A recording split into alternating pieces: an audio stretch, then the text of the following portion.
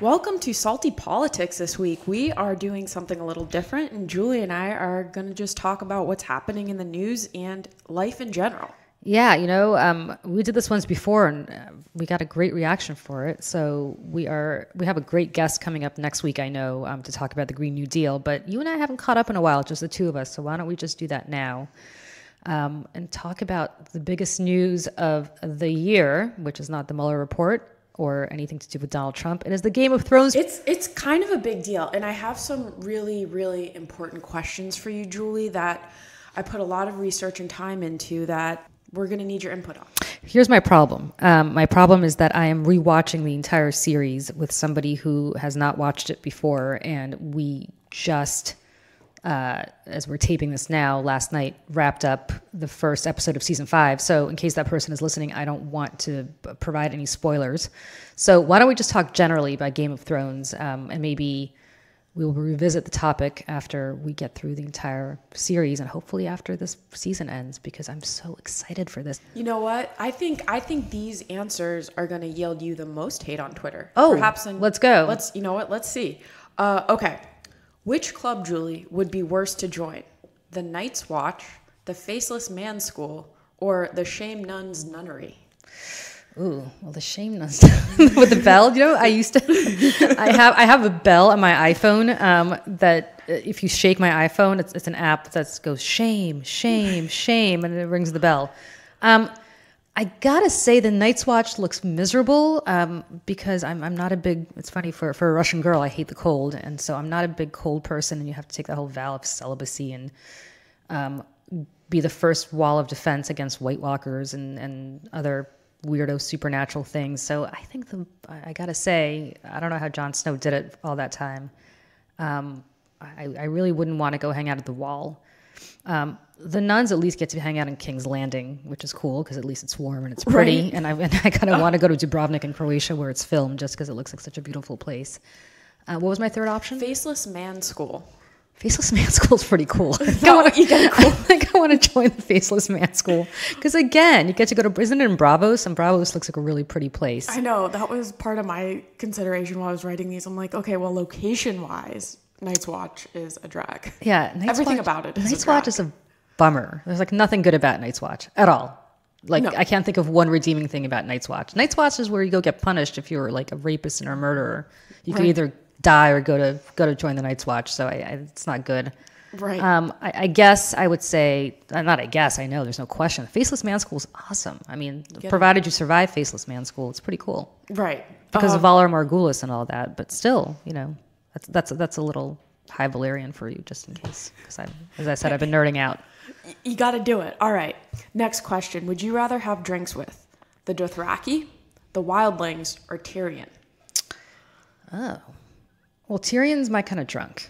I feel like you guys would be sharing quips back and forth. Yeah, because Tyrion doesn't get mean when he drinks. Tyrion kind of gets funny and happy and gets sassy when he's drunk, which I think is kind of cool.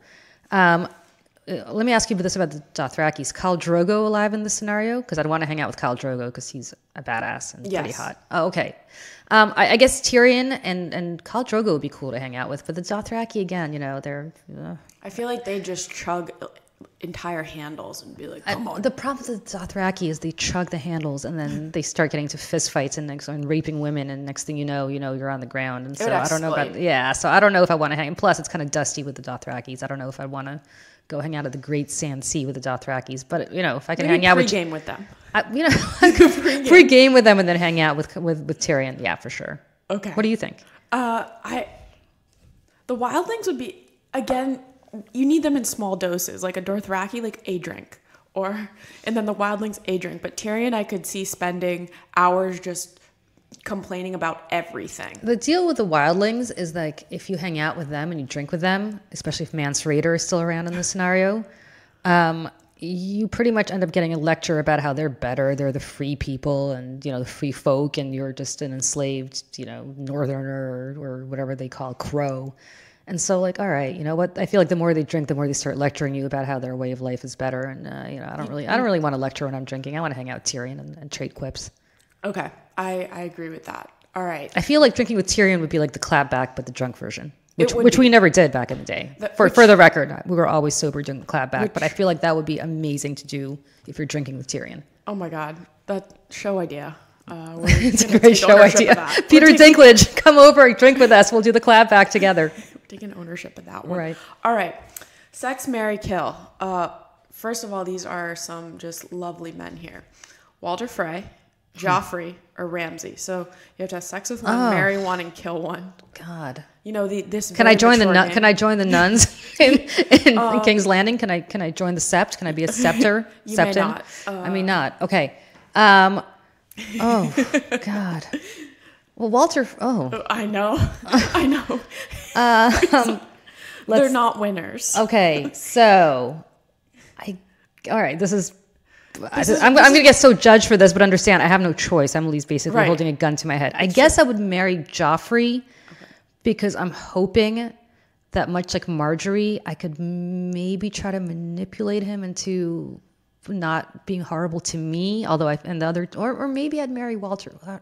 Maybe I'd marry Walter Frey because that might be a short marriage because he's kind of old. So I feel like I feel like maybe I just marry him and he die quickly, so my pain and suffering would be over. I think I would definitely kill Ramsay because Ramsay is just psychotic in ways that even Joffrey isn't. I know. I mean, this is like going to get me on Megan's list if I actually wanted to have sex with Joffrey because he's underage. So you have to go with Walder Frey. I guess, you know what? I guess I'd have to go with Walder Frey because I think it would be illegal for me to do anything with Joffrey because he's underage. So I guess I'd marry Joffrey. I think the law has required that of me. What about you? I would. Oh gosh. All right. I would. Well, I think. Well, definitely kill Ramsay because. Yeah. Just psycho. Yeah. Total psycho. I guess I would. I like your. You know what? I would marry Walder Frey because. He'd die soon. Yeah. And you get some land, and then you get some land. You get the river crossing. You get the bridge. You get a bridge. You get a bridge, and you get about 20 women named Walda as your stepdaughters. You can start a new army. That's and true. then I guess sex with Joffrey. Nothing there would be pleasant. This is a horrible scenario. Now I kind of don't want to continue this podcast, but keep going. Well, now this is because I don't want to give spoilers. So the last question I'm not going to reveal. Okay. But I am very excited about this or the premiere coming up. So can I tell you something very controversial about my Game of Thrones views, which I think will inform people? So my friend Leah. Is a big Game of Thrones fan. When I suggested this to her, I think she and I have been friends since we were 18, so it's been a long time friendship. But I think she was about to end it because you know who I'm rooting for? I'm Team Cersei. I've been you too. Yes! We're like the only people on earth. Mean, and I love it. I've been Team Cersei all the way, and I'll tell you why. Khaleesi, man, I think she's crazy. I mean, I think the Mad King. I think that gene pool's. Infected her a little bit, and she's got the dragons, she's got the special powers, she's got this, the magic.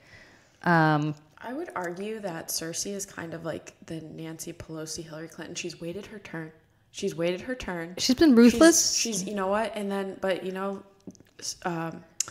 is kind of like AOC. She's just coming in there, has new ideas and just gonna try to take it. Yeah, but Daenerys, it's like. Okay, Daenerys, you know what? You've got your dragons, you're unburnt, but like you were born with these magic powers, which is cool for you. But Cersei, she had nothing to go. Cersei had no advantages in life other than a rich dad, and look at what Cersei's done with her life. I'll look at all the adversity Cersei's overcome. I'm totally Team Cersei. Jon Snow, I'm sorry, you're boring as hell. And I actually have this conversation with my friend Bill, who's gay, and was devastated when Robb Stark met his untimely end because he was just thought Robb Stark was like the best looking guy in the world. I think all the Stark men are really, really boring, and that includes Bran with his weirdo visions, and I'm kind of sick of all of them. I like the Stark girls much better. I also thought Ned Stark was really boring. I thought Catelyn Stark was a badass, but so yeah, I'm rooting for Cersei. I'm Team Cersei. I hope she makes it. I hope they all make it because for all we know, the White Walkers are going to be the ones who are making it. So we'll see. All right. Well, I think that kind of goes into our next subject, the fact that you look at Cersei and the struggle, really. The struggle is real with Cersei. Look at Cersei. Look at this poor woman. And by the way, it's not even that I love Cersei so much. I love Jaime Lannister. What? No. What? Jaime is I don't know. He's a reactionary kind of. I don't know. I just want to kick him off a horse. Why wasn't Jaime one of my options? Why couldn't I marry Jaime? I'd marry Jaime in a heartbeat. Easy. That's easy. That's true. That's too easy. Yeah, no, I'm team Jaime, and listen, that's a real love story. It's not every day that a guy gives up everything for his sister / his lover / the mother of his children. Hey, who knows? Looking ahead, there could be more family loving happening. Well, yeah, wasn't there some sort of prophecy that she would die at the hands of her younger brother, and everybody thought it was Tyrion? Maybe it's Jaime. That would be it. You heard it here. Yeah, maybe. We'll see. All right. So our first, second subject to discuss is recently Mayor Pete Buttigieg. Is that correct? Buttigieg was on Bill Maher, and he was asked about his candidacy and being a millennial. And what's annoying me is how Bill puts down millennials, because he made the point how they're fragile in general. You know, you're a millennial, right? Yes. So people, I'm Generation X, and people, I feel like older people have been saying this about every generation that's come up. People said that about my generation.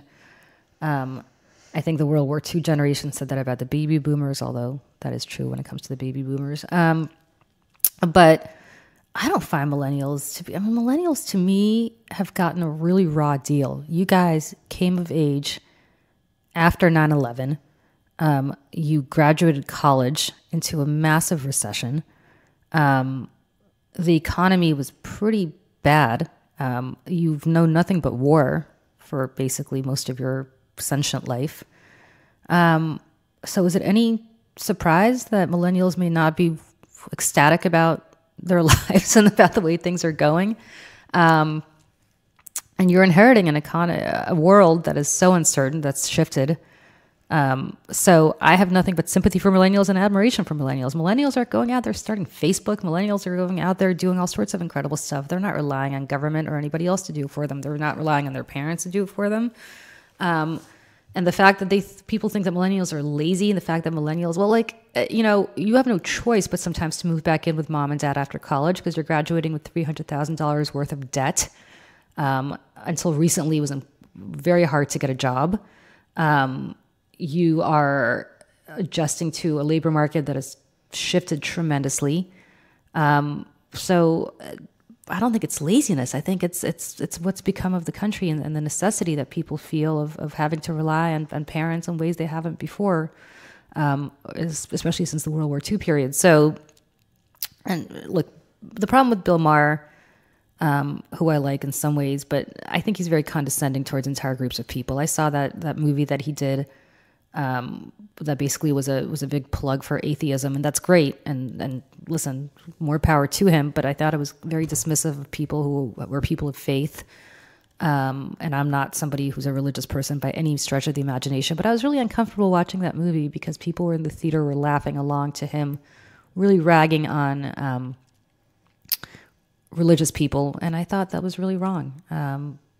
Because everybody's entitled to their view. I don't think his view or my view is any better than the views of people who are deeply religious. And I don't think millennials deserve any kind of mockery. I think millennials deserve an understanding by my generation, and especially by baby boomers, that it is the policy of the baby boomers that have gotten millennials into this mess in the first place.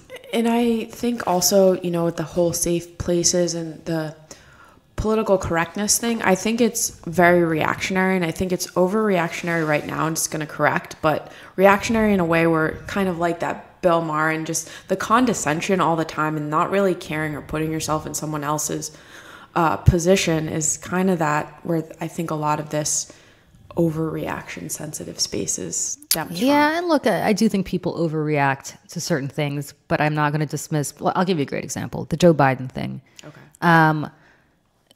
You have a woman and several women coming forward saying that he made them feel uncomfortable. And a lot of people think that's an overreaction and other people don't. I have been in that situation with Joe Biden a number of times. I've gotten the shoulder rub. I can tell you this is just coming from me, this is not to diminish anybody else's experience, and everybody has their own experience and their own feelings about it.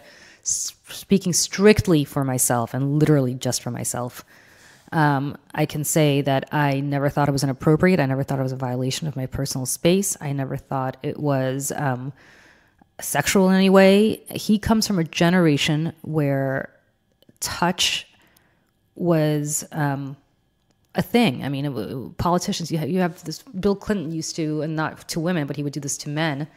Less people think that Bill Clinton was creeping on women in this scenario.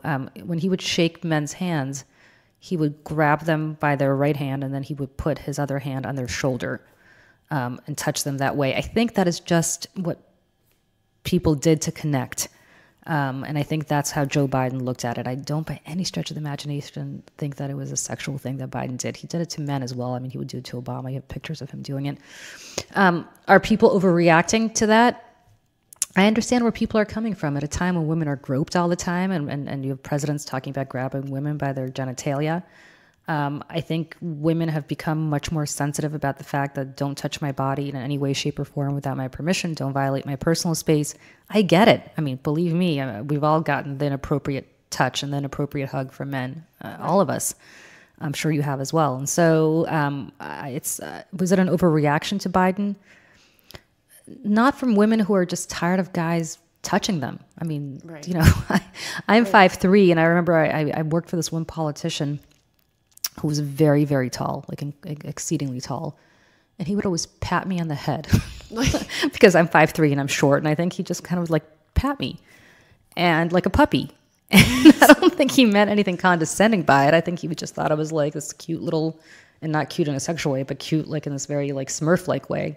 And I didn't love it. I thought it was a little condescending. I didn't think he'd do that to me if I were 5'10" or 5'11". But did I think that he meant anything bad by it? Not in the least. In fact, I think it was almost a sign of affection. So I don't know. This one's a tough one for me, and I think that painting millennials with a broad brush is not right, or painting anybody with a broad brush is not right. Everybody has different experiences and different motives, and so I think Bill Maher needs to understand that. Agreed. All right, moving on. I don't know if you've heard about the latest book by former Sports Illustrated writer Rick Riley, titled Commander-in-Chief, How Golf Explains Trump.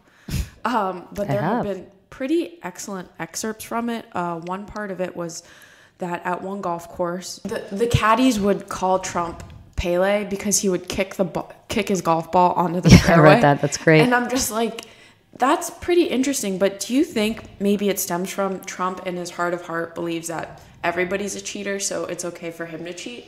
And that could be informing his political, like if everybody's kind of skirting the system, it's like, I'm just playing the game. Oh, look, I mean, we know he cheated with respect to campaign finance. We know he hasn't been cleared of obstruction of justice, which we can get to in a second with the Mueller report. But do I think Trump's a cheater? Yeah, of course he's a cheater. Unless people who love Donald Trump start yelling at me. Apparently Bill Clinton was also a horrible cheater at golf and would also, whatever a mulligan is, which I think is a cheating thing. Yeah, well, the mulligan is like you hit a bad shot and then you take one over. It doesn't count. Yeah, apparently Clinton was like the king of doing that. So, I wish I could get excited about the story, but I can't get excited about the game of golf at all. And I know that's also going to get me a ton of hate because people are obsessed with golf. And I don't understand. How do you like walking around? Well, are you a golf person? I was actually on the golf team in high school. You had a golf team in high school? Oh, but it was great though, because I remember leaving class early, going all around Florida to golf at these courses for free and getting golf balls provided. Wow. I felt like a retiree. I did not appreciate it at the You were time, living in Florida and playing golf. You were so retired at the age of 14. I look back and I'm like, why didn't I appreciate this anymore? But I guess just because it's so accessible in Florida, whereas up north, half of the year you cannot play.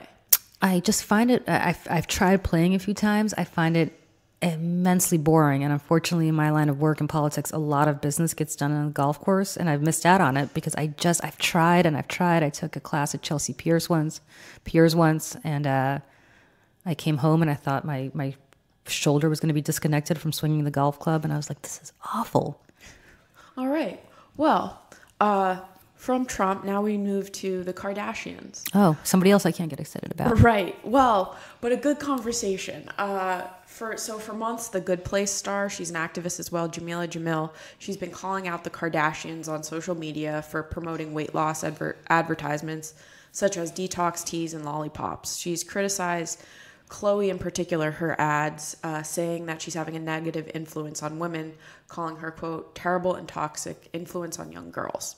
And I know you know about like certain influencer posts on Instagram and stuff. Sure. They get paid to, you know. Well, that's the first thing. First of all, people need to get that when some celebrity is plugging a product or is photographed by paparazzi wearing a particular necklace or a particular outfit, chances are she or he's probably getting paid to do all of that. And constantly celebrities get people giving them free stuff so that they wear it, so that other people will pay for it and buy it, or they're paid directly to promote something on Instagram. I will say this, if there are any young girls especially listening to us, I don't know if there are, but if there are, as somebody who spent over a decade in the makeup chair at Fox, people, I think, don't understand how much goes into what you look like on TV. I would get to Fox at least an hour before my hit time. It would take about that long, if not longer sometimes, to do my hair and makeup. And Emily, you're looking at me now the way I really look in real life, and I think you can attest that I don't look anything in real life like I did when I was wearing Fox. There are fake eyelashes involved. There is hair teasing involved. There are often hair extensions involved. There is a wardrobe that is provided that is involved. There are tons and tons and tons and tons of different makeup products put on your face by professionals who they really are makeup artists. They're not just makeup people. They really are artists because they are turning you into the very, very, very best version of yourself.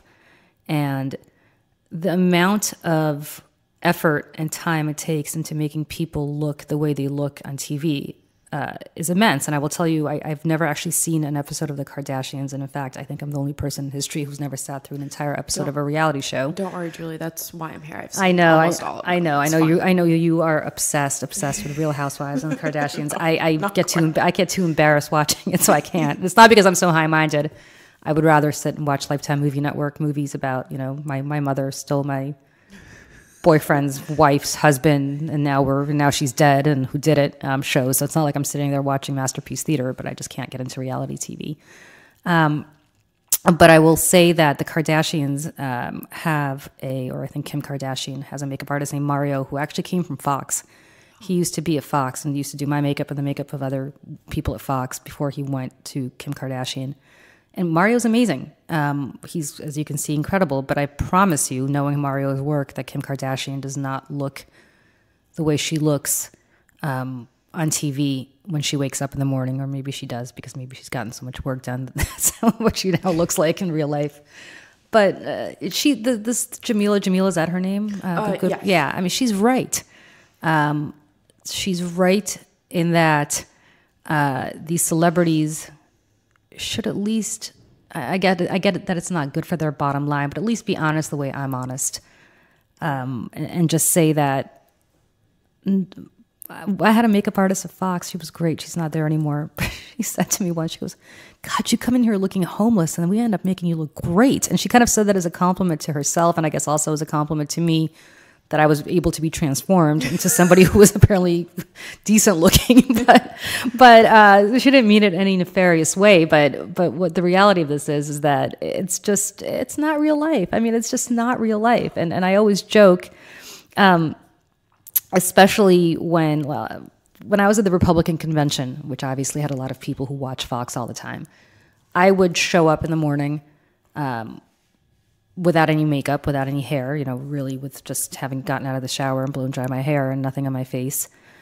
And I'd be walking down the street of Cleveland, not down the street, but I'd be walking within a couple of blocks of the convention center in Cleveland.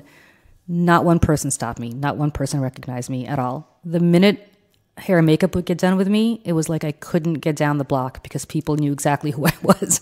So that should just show you exactly how much effort goes into making people look the way they look on TV. And I think the more, and certainly that's before we get to Photoshop with magazines or anywhere else. So I think before little girls starve themselves or feel the need to go under the knife when they get older, or want to get injections in their butt or wherever to look more like Kim Kardashian or anything else, just understand none of that is real. None of it. Right. Nobody's born looking that way. Certainly not Kim Kardashian. I mean, if you see pictures of her when she was a little girl, there's no evidence that she was going to look the way she looks now. I mean, she's spray tanned every 30 seconds. Nothing is real. And so just realize that, and realize that every plain girl in the world could be turned into a work of art at the hands of the right stylists, the right hair and makeup people.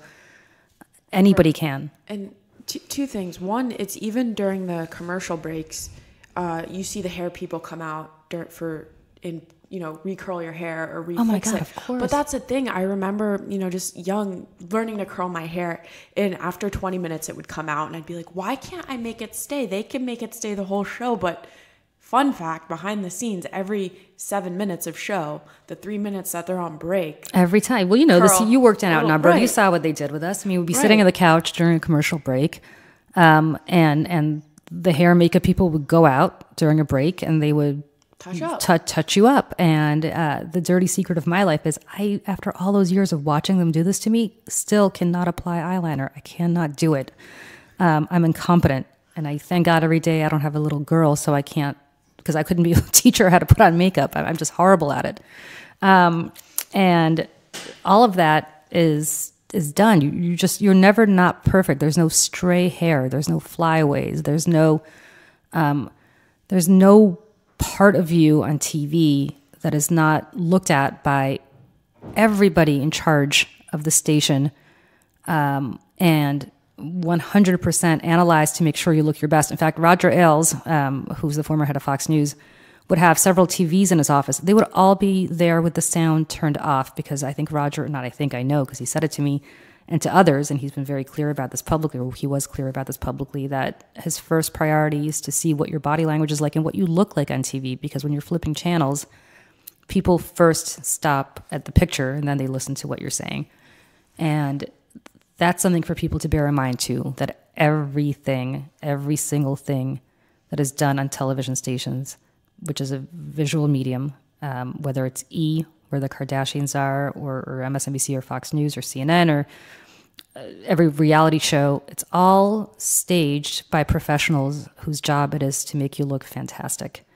And there is nothing in the world that you can do at home to compete with that, unless you are, in fact, one of those professionals. And then kind of just the final point about that is I believe Kim responded and said, this is a quick buck and she wants to be able to spend more time with her family. So we'll take jobs like posting on Instagram and getting a couple 100,000 for one post because it allows her to spend more time with her family.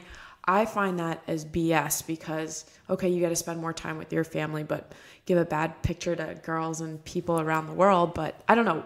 What's your opinion? Because I find it kind of refreshing because at least she's not pretending that she really likes this candy or really likes these products. At least she's not saying, oh, no, I believe in this lollipop or I believe in whatever supplement she's plugging, whatever. I have no idea what her promotions are.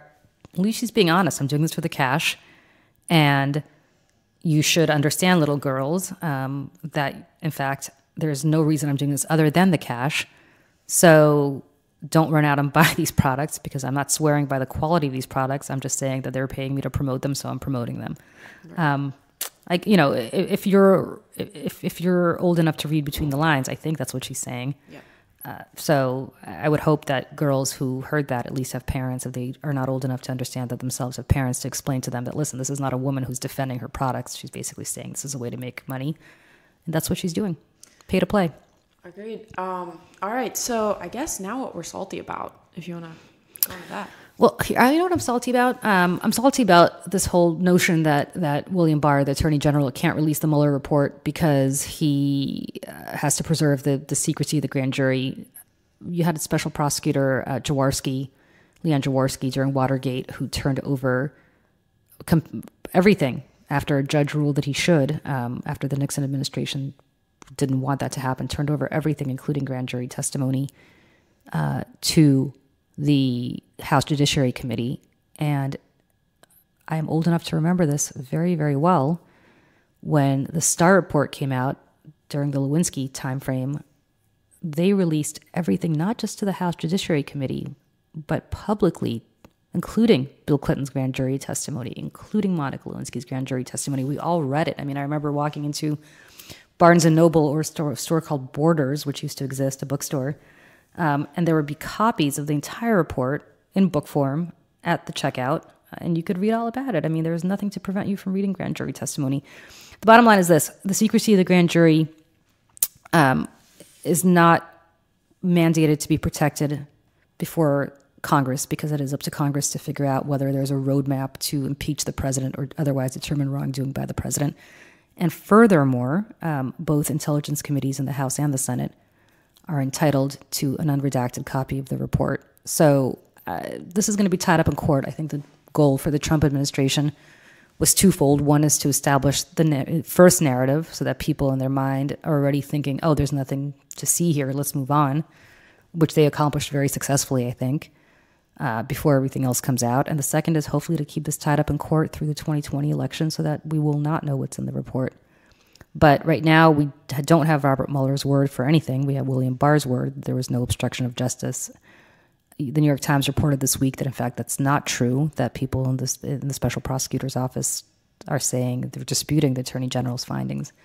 So let's find out what happened. We do know certain things that already did happen. We know that Jared Kushner tried to establish a secret channel to the Russians by trying to set up a secret channel in the Russian embassy, which is just mind-blowing to me. We know that he and Donald Trump Jr. met with the Russians to try to get dirt on Hillary Clinton in exchange for I'm not sure what. We know that Kushner again met with Mohammed bin Salman, the de facto ruler of Saudi Arabia, and kicked out professional intelligence and professional embassy folks from being in that meeting. It was a one-on-one. We know he communicates on WhatsApp with foreign leaders, which is something that can't be traced. Again, why? All of that stuff is interesting to me, and while it didn't result in an indictment, it is up to Congress to figure out whether it rises by the president to high crimes and misdemeanors. I don't know whether it does, but none of us do, and certainly Congress doesn't unless they get the full unredacted report. So let's turn it over there, William Barr. Come on. I agree, and by saying that, by not putting the report out, isn't it easy for them to say, despite the Kushner revelations and stuff like that, to say, well, it didn't result in collusion, so let's throw it away. I mean, collusion was not a legal standard to be met, so it's very clever that they kept saying no collusion, no collusion. There was never going to be collusion. Does it rise to the level of conspiracy? Well, apparently not enough to get indicted. On the other hand, the Eastern District is continuing its work, and the Southern District is continuing its work here in New York, and apparently there's a grand jury that Mueller, as part of the Mueller probe, whose work is still ongoing down in Washington. So we don't know. I mean, when people ask me my reaction to the Mueller report, I don't say that the president is guilty or anybody around him is guilty, except for the people that got indicted, because the answer is we don't know, and it's hard to speculate on something we don't know. So if they could release the Starr report in its entirety, they should. If Congress got the unredacted Jaworski report with Watergate, which they did, it should. The Jaworski report was finally declassified. I believe it's either this year or last year. I think it was last year. But Congress had seen the unclassified version. In fact, Peter Rodino, who was the head of the House Judiciary Committee, a New Jersey congressman at the time, led the charge for Congress to see it, and it did. And I believe that Congress should, as they have subpoenaed the report, or said they're going to subpoena the report, should get it now. And this is all political. The problem is that we had a country, and this is actually, what's making me even saltier now that we're on the topic? The saltiest part of all of this is the president should have stood up the day this report came out and said the following. I'm very grateful for Robert Mueller's exoneration of me and the people closest to me.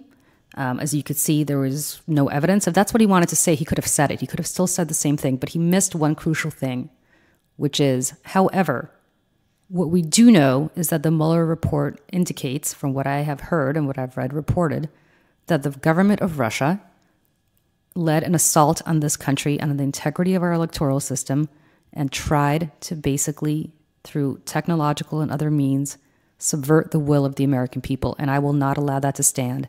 And I will either impose more sanctions or ask Congress to impose more sanctions on the Russians. I will take it up with Vladimir Putin. I will send a message to him that if this happens again, as it apparently is happening again leading up to the 2020 elections, there will be serious consequences. But he did none of those things. He would have looked heroic. Of course. And he still could have gotten up and said what he said about his own exoneration if he wanted to, but he would have looked like a leader, and he would have looked like he's putting America first, which is the stupid single, horrible phrase with horrible connotations that he keeps using all the time without realizing what the historical significance of that phrase is. But if he wants to use that phrase, that really is putting America first.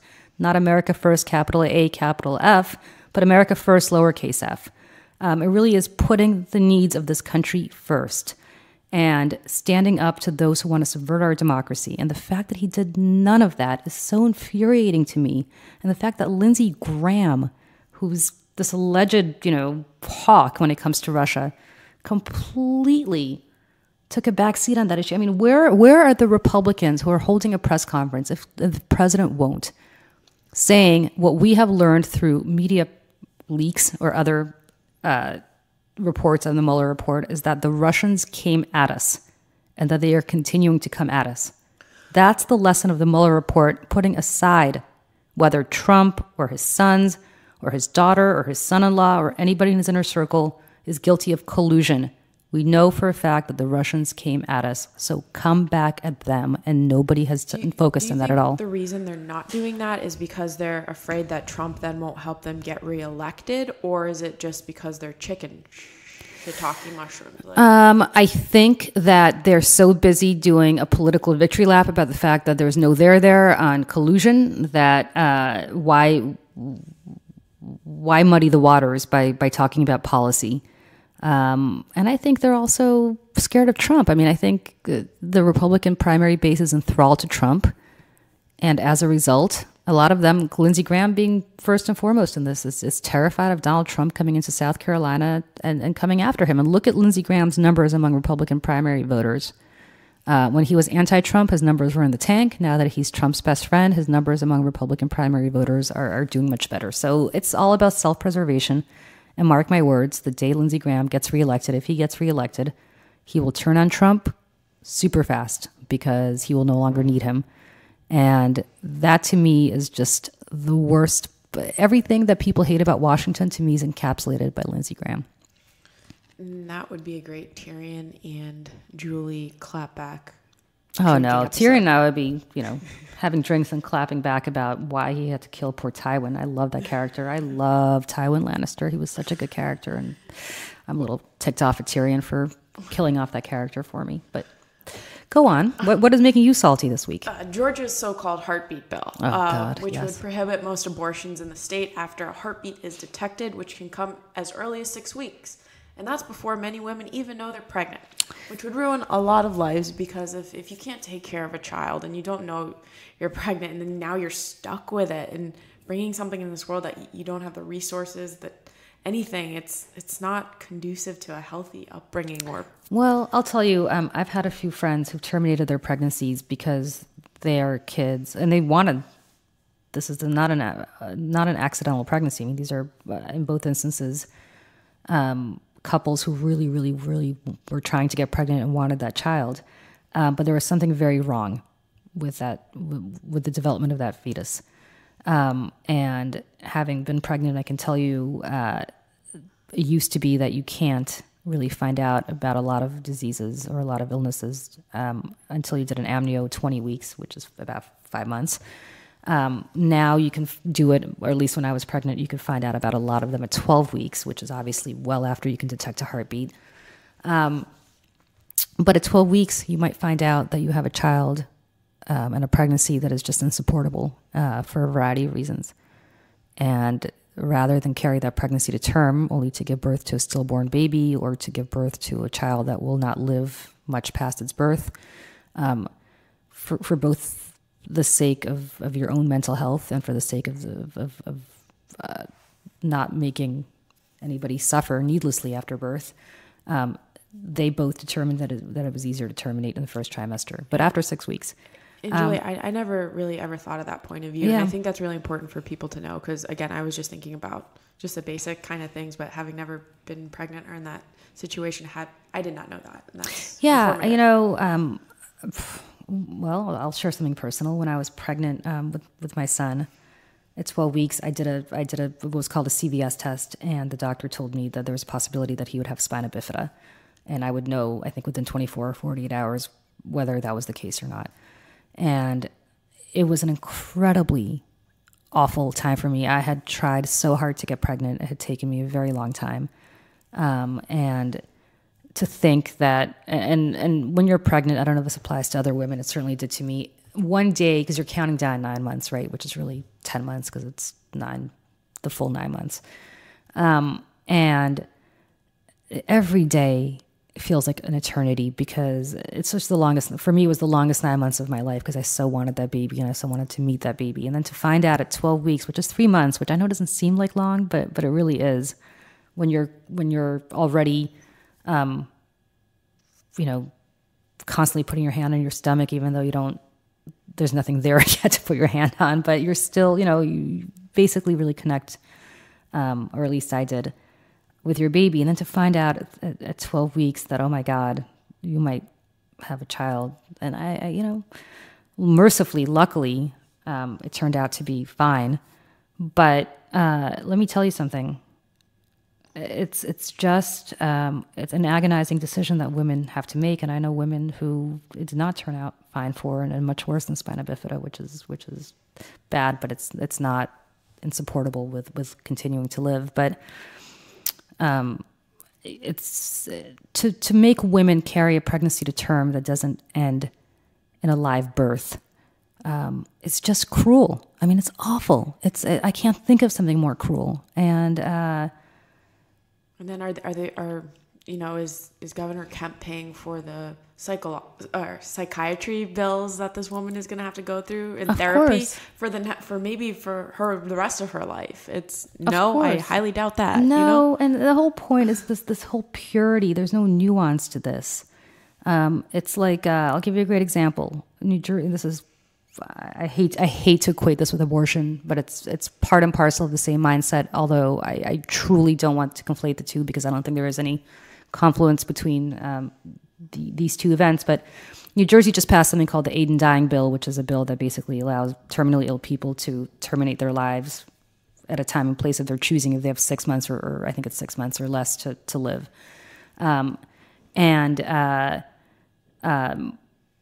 A lot of people were saying, well, you're asking people to basically commit suicide and that's immoral and that's illegal. And all I kept thinking is, I had a friend whose husband had ALS and Lou Gehrig's disease. And towards the end, he was begging her to kill him because he was completely immobile. He knew everything mentally that was going on, but he was trapped in his body. It was just truly, I think about what I would wish on the worst human being on earth, and I still wouldn't wish this kind of disease on that person. I wouldn't wish this on Adolf Hitler. It's that awful. It's just such an awful, awful, awful disease. And he was begging his wife to help him end it, and she obviously couldn't because she would be prosecuted for manslaughter, or she was worried about legal jeopardy. And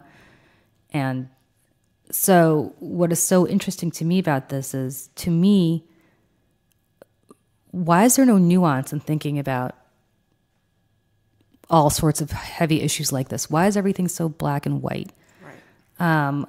And the same with abortion. I mean, nobody is aborting 9-month-old fetus. I mean, every time people who are pro-life, well, would you abort somebody the day before birth? Well, who's doing that? No one. I mean, who is doing that? Give me one example of somebody you know who terminated a pregnancy on a healthy fetus at 9 months. And not one person has done that I can think of. And if they did, they were probably breaking the law. People keep saying, well, Kermit Gosnell, whatever his name was. Yeah, that guy was breaking the law. He was a criminal.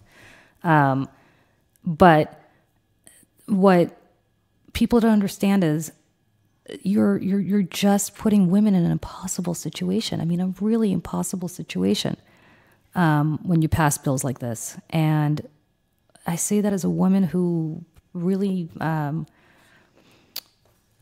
has had friends who are heartbroken to this day. I mean, it's been years for one couple that I know, and they're still heartbroken about it. They really wanted that baby. And they proceeded to then go on to go to China and adopt 2 little boys with special needs, specifically because they wanted children so much.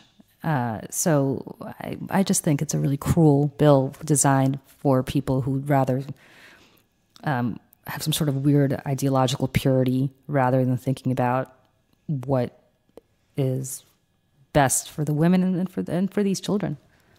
To end on a positive note, I think the information that you just gave on that was really important because I definitely learned something. Well, yeah, I think it's one of those things where live and learn. I think Governor Kemp, great example. Has he known people like this? I mean, people don't talk about this much, unfortunately. And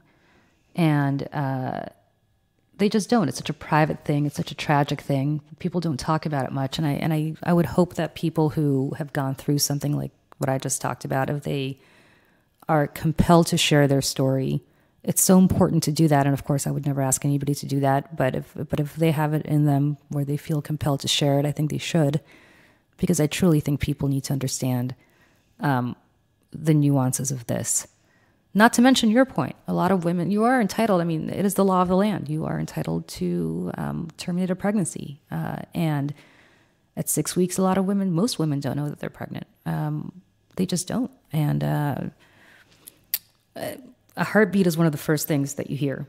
One of the first things, obviously, if not the first thing, that I'm not a doctor, but I think you hear it very early on.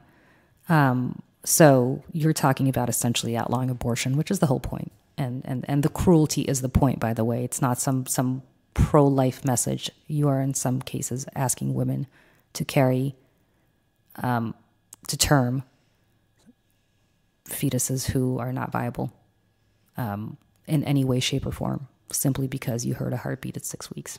And fetuses develop a lot longer than that. And that's why the first trimester is so important, probably the most important part of the pregnancy, because that's when